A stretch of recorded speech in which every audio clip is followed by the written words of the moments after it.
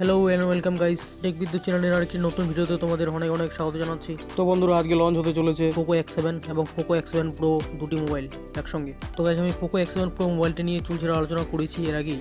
আজকে POCO X7 মোবাইলটি নিয়ে চুলচেরা আলোচনা করব। যদি POCO X7 Pro মোবাইলটি নিয়ে চুলচেরা আলোচনা তোমরা দেখতে চাও তো ডেসক্রিপশন বক্সে লিংক দেওয়া থাকবে, তোমরা চেক আউট করে দেখে নিতে পারো। তো চলো গাইস, শুরু করছি। তার আগে তোমরা যদি নতুন হয়ে থাকো তো চ্যানেলটি সাবস্ক্রাইব করে চ্যানেলটির পাশে থাকো। তো গাইস, প্রথমে কথা বলবো ডিসপ্লে এবং ডিজাইন নিয়ে। মোবাইলের ফ্রেম প্লাস্টিক দিয়ে তৈরি করা হয়েছে এবং পিছন দিকে সিলিকন পলিমার ও ইকো লেদার দিয়ে ফিনিশ করা হয়েছে। জল এবং ধুলোবালির প্রোটেক্টর হিসেবে IP68 ব্যবহার করা হয়েছে। মোবাইলটির ডিসপ্লেতে ব্যবহার করা হয়েছে 6.67 ইঞ্চির অ্যামোলেড ডিসপ্লে, যা রিফ্রেশ রেট 120 হার্জ এবং HDR10+, যেটি ডলবি ভিজন সাপোর্টেড, এবং রয়েছে 3000 nit peak. Display resolution 1220x2712 pixel. Display ratio রয়েছে 20:9 অনুপাতে। ডিসপ্লেটির PPI ডেনসিটি 412। ডিসপ্লে প্রোটেকশন হিসেবে ব্যবহার করা হয়েছে কর্নিং গরিলা গ্লাস ভিক্টাস 2। ডিসপ্লেটি সবসময় অন করা থাকবে। এবার কথা বলবো গাইস মোবাইলটির প্রসেসর, রোম এবং র্যাম নিয়ে। মোবাইলটির অপারেটিং সিস্টেম অ্যান্ড্রয়েড 15, যা হাইপার ওএস 2 দ্বারা তৈরি, যেটি কিন্তু 3টি মেজর অ্যান্ড্রয়েড আপগ্রেড পর্যন্ত চলবে। চিপসেট ব্যবহার করা হয়েছে 4 ন্যানোমিটারে মিডিয়াটেক ডাইমেনসিটি 7300 আলট্রা। CPU ব্যবহার করা হয়েছে 4x2.5 GHz অক্টা কোরের প্রসেসর।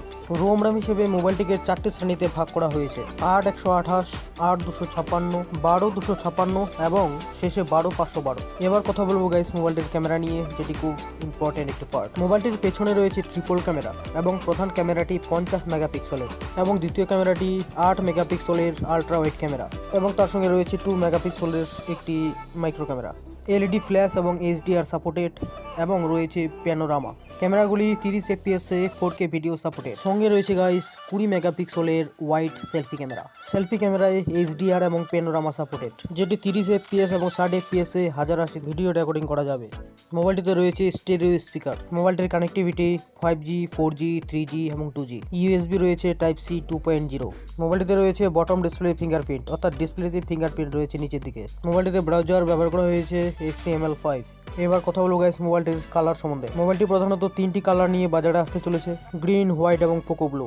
এবার কথা বলবো গাইস মোবাইলটির ব্যাটারি নিয়ে। মোবাইলটিতে দেওয়া হয়েছে 5110 mAh এর পাওয়ারফুল ব্যাটারি, এবং তার সঙ্গে দেওয়া হয়েছে 45 ওয়াটের তারযুক্ত PD3 যুক্ত চার্জার। গাইস, টেস্ট করে দেখা গেছে মোবাইলটির লাউড স্পিকার লুপস স্কোর 26.8, যেটিকে ভালো বলা হয়েছে, এবং ব্যাটারির চলার ক্ষমতা একটানা 11 ঘন্টা।